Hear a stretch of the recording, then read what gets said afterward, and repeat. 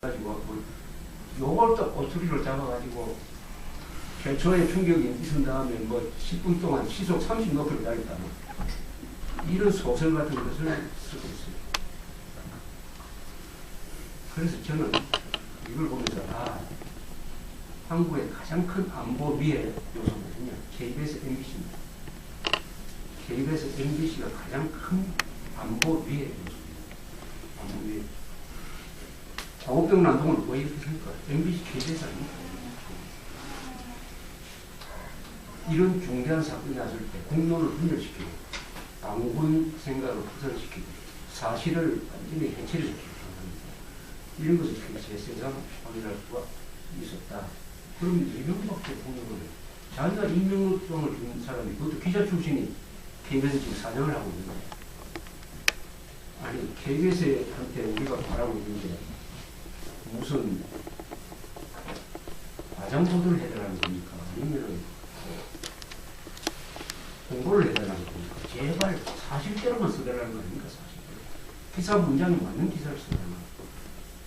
제가 그 기사 모니터링을 하면서 지적을 하려고 하니까 기사 문장이 도대체 되지 않아요.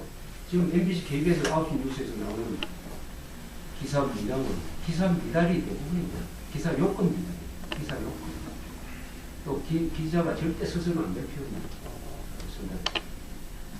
그러고 그 문장 안에 기사 안에서 앞뒤가 안 맞아요. 그 밤초 춘돌서를 보니까 KBS 보고 이렇게 돼 있어요. 해도에 어떤 어부가 갑자기 나옵니다.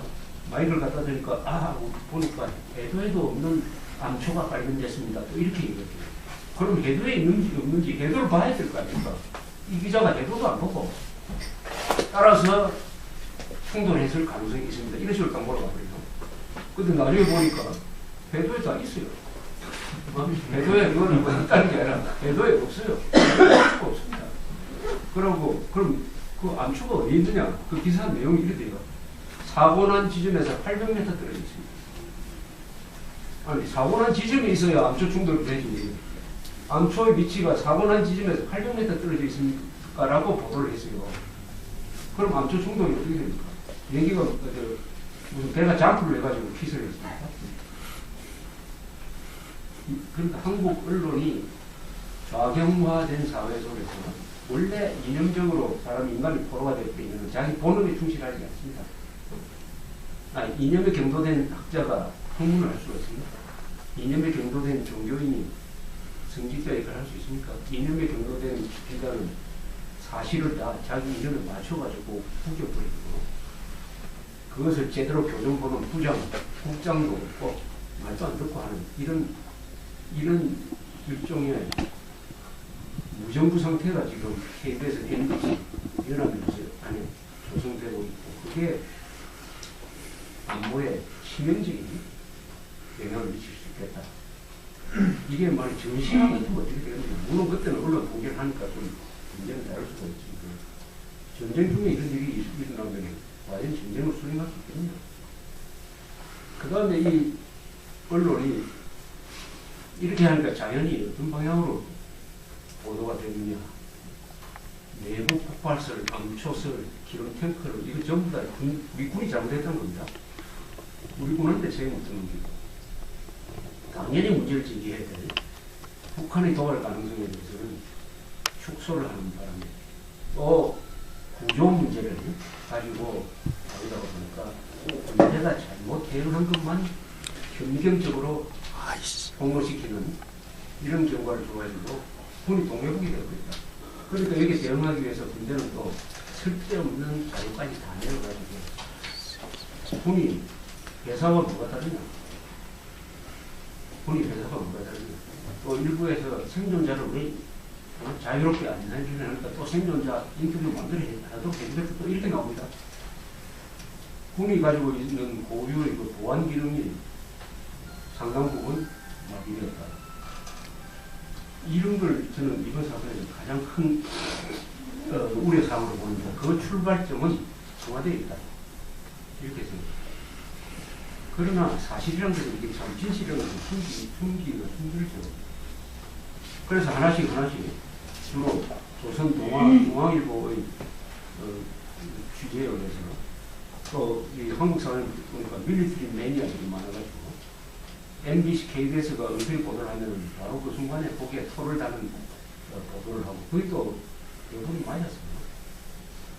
그렇게 해서 이제는 이 순간에는 북한 잠수 함정에 의한 의뢰 또는 기뢰에 의한 침몰 가능성이 90% 이상의, 저는 90% 이상이라고 보면 그렇게 이제 사실이 정리가 되고 있는 거라고 생각을 합니다. 그런데 오늘까지도 대통령은 계속 무엇보다 국제적인 동의를 받아야 된다는 뭐 이런 비슷한 이야기를 하는데 그것도 저는 동의할 수가 없어요.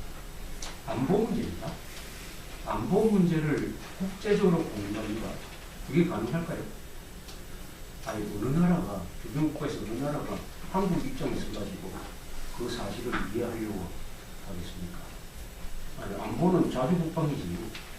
그럼 이스라엘 사람들이 자기 안보 문제를 가지고 국제회의에 붙입니까?